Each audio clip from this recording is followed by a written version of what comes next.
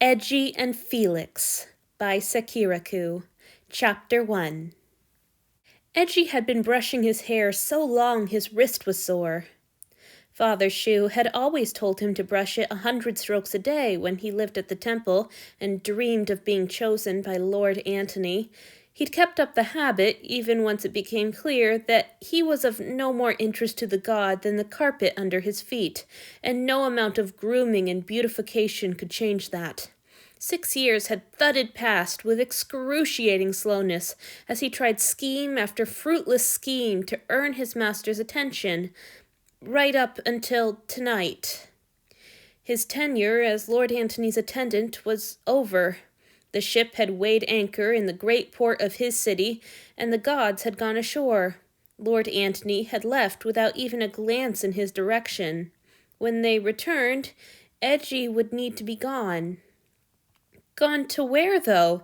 His friends in general service had told him over the last few weeks of the offers they received from various gods. Those who had no such offers had finally been approached by Lord Felix, and he had found them all positions in service or employment. But what about those in personal service? He was the only one for whom it was even an issue. Poor Akito was long dead, and Lord Theodora had told Hiroki that he could stay with her forever if he wished, which of course he did. Only Eiji lingered, as unimportant and unwanted as he had been since the day he left the temple. Perhaps Eiji had been supposed to approach Lord Felix himself? It was too late now.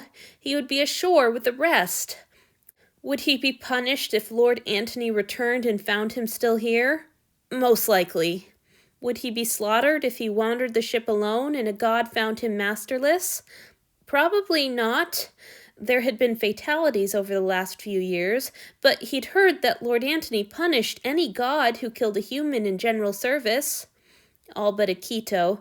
He'd been Lord Marcus's to do with as he pleased, and his pleasure had been in his offerings torment and death.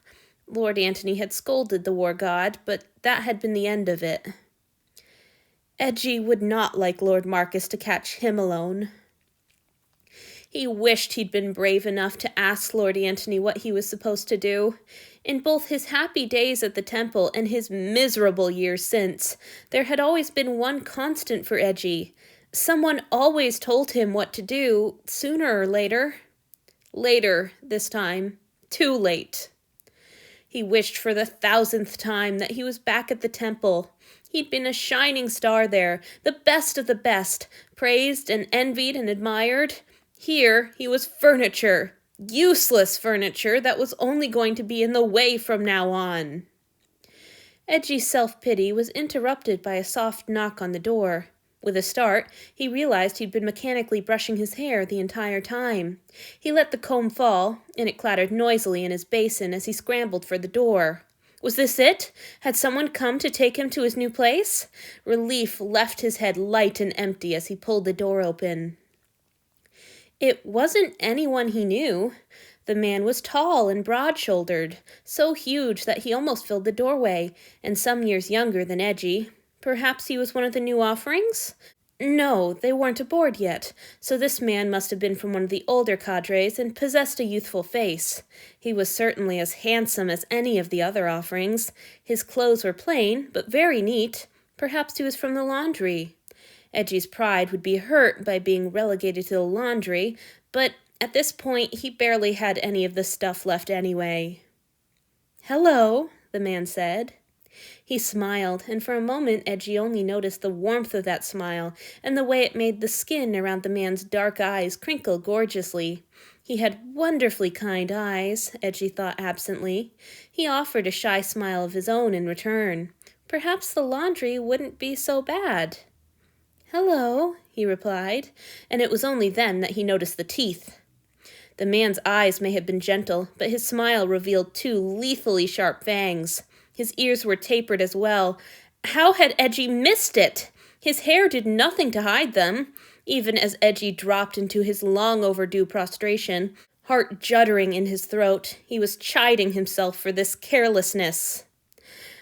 "My lord," he stammered, feeling the tremor start in his hands. He was masterless now, and it wouldn't do to go about disrespecting gods. Please forgive me. I didn't. He drew in a breath and collected himself. He'd never been one for falling apart, and he'd be damned if he planned to start now. Lord Antony is not in. He's gone ashore with the others. I know. The god's, voice was low and soft, so that Eiji almost had to strain to catch it. I stayed behind to keep an eye on things, and to see you. Please, rise. Eiji obeyed. He shivered with apprehension as he regained his feet, but defiance was unthinkable. I'm Felix, the god said. Eiji had already figured as much, but he bowed his head in acknowledgement of the introduction. And your name is Eiji, yes? Yes, my lord. Eiji wished they could go inside and shut the door, but it wasn't his place to make the invitation, and Lord Felix seemed loath to enter without it. They both stayed standing in the doorway. I suppose you know why I'm here, the god said. Eiji gave a shallow bow. I would not presume to guess at my lord's intentions. It wasn't my intention to make you guess, Lord Felix replied. I wish to see if there is any assistance I could provide you, now that the cycle is near its end. He was being delicate, and Eiji wished he wouldn't. He wished he would just say, Lord Antony doesn't want you anymore, not that he ever particularly did, and I'm here to take away what little scraps of status you possessed. Delicacy was for people, not food that had gone stale. Eiji no longer warranted such niceties. You're too kind, my lord, he said, and cringed inwardly at his tone. He hoped the god couldn't detect the tight falsity in his voice. What would be your preference? Lord Felix asked, and Eiji relaxed infinitesimally. His tone had not been noticed. A work detail or personal service? Eiji opened his mouth to request personal service, but then he hesitated. On the one hand, he had been trained for personal service. He had dreamed of it his whole life, and once upon a time he had believed himself to be a master of its subtle arts. On the other hand, he found himself shrinking from the idea. Could he bear to disappoint another owner? Could he bear more years of silence and disinterest? At least a work detail would be straightforward. If he washed a dish, it would be clean. If he pressed a shirt, it would be neat. He would have the evidence of his eyes to prove his adequacy. It would not rest in another's hands. He'd been quiet too long. He was keeping Lord Felix waiting, and that was not acceptable. He bent his head humbly. Forgive me, my lord. It was not my intention to dally. I have heard from the others that some amongst the gods are gracious enough to permit their attendants a work detail as well as the honor of service. Would such an arrangement be possible? Of course it wouldn't. He was the last to find his place. Every god that wanted a new attendant would have already chosen one of his cadre. He was being greedy, like a child asking to choose between two treats and demanding both. Lord Felix hesitated, which confirmed Eiji's fears. He was going to have to choose service or self-sufficiency. There would be no way to balance the two.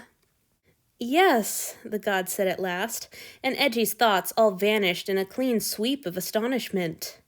But I'm afraid there's only one of us remaining who permits that. Would you be willing to enter my service? It was phrased as a question rather than the command he craved, but Eiji's whole body still relaxed. Finally, he knew what to do. He dropped to the floor at the god's feet, relief filling him to the roots of his hair. He drew in what felt like his first breath in weeks. My lord does me too much honor, he said, when he was sure that the words wouldn't emerge as a shaky exhale. Not at all. Lord Felix's voice was so grave and gentle that Eiji almost forgot to be confused. Your cadre was full of praise for you. The honor would be entirely mine. It was all an obvious lie. Lord Felix had said himself that he was Eiji's only remaining option if he wanted the modicum of freedom a work detail would provide. He'd clearly extended his offer out of pity and obligation, and the old Eiji would have turned him down in an offended huff. No more. The chance of a warrior god's protection was too good to pass up. I am truly privileged to accept your generous offer, my lord, Eiji said. I pray that my service will be satisfactory. He didn't know whether there was more to it than that. Did he have to sign a contract or say an oath? Surely Lord Felix would tell him what was required. Please look at me, the god said, and Eiji lifted his head and obeyed. Lord Felix had crouched down in front of him, and he smiled when Eiji dared to meet his eyes. His face was just as kind up close, and Eiji felt the faintest stab of guilt low in his gut for taking advantage of that kindness to saddle the god with an aging, used-up second-hand offering. I will do my best to make your service to me easy and pleasurable, Lord Felix told him. I will treat you with the respect you deserve, and I hope in time to earn your trust. He spoke the words with the deliberate heaviness of an oath, as if each one was a precious coin he was counting into Eiji's palm. Eiji, for his part, was thrown into confusion. None of his cadre had mentioned anything like this, and anyhow, none of it seemed like anything that was owed. A god offered the honor of their ownership and protection from the others, nothing more. I'm not familiar with this ritual, my lord, he ventured at last. What reply am I meant to give? It's not a ritual, the god told him, smiling. It's simply my own promise to you, Eiji. You don't need to give any reply. Lord Felix rose and then extended his hand to help Eiji up.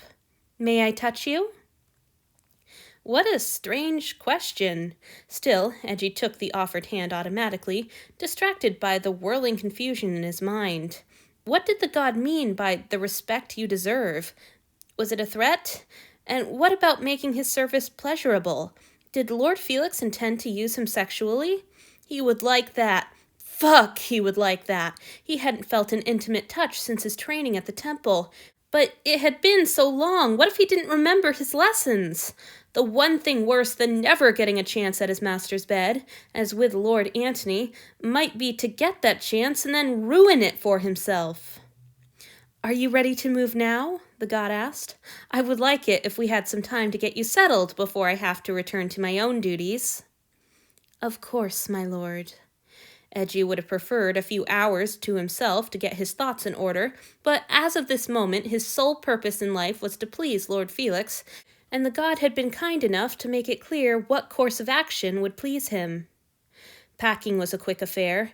Eiji had never moved any of the clothes and jewels the temple had sent with him from their chests. Once he gathered his comb, soap, tooth cleanser, and cosmetics, he was ready to leave the rooms in which he'd spent almost a third of his life. Is that everything? Lord Felix asked. He'd been standing patiently in the doorway the entire time, and Eiji had been excruciatingly aware of his eyes on him. At Eiji's assent, the god finally entered the room and retrieved his chest. Oh! Eji's hands fluttered helplessly for an instant before he stilled them. Don't make a fool of yourself. He could still change his mind. Please don't trouble yourself, my lord. I am your servant. Please allow me. Eiji. The interruption was softened with another smile. It's no trouble. I could carry you as well without the slightest strain. The god's tone changed on the last sentence. Was that mischief in his voice? Was he teasing? Flustered, Eiji dared to glance at his eyes and was met with a wink. Definitely teasing. Eji's mind spun frantically but failed to turn up the correct response. Finally, he bowed his acquiescence.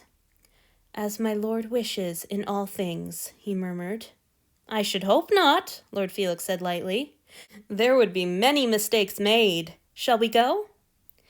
Eiji trailed after him, relieved that he didn't seem inclined to actually pick him up.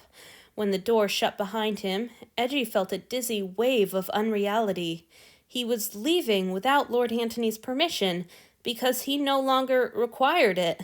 Lord Antony didn't matter anymore. Everything in his world depended on the god striding ahead of him with his box hoisted easily on one strong shoulder. It was going to be difficult to adjust to that, but Eiji had little enough choice in the matter.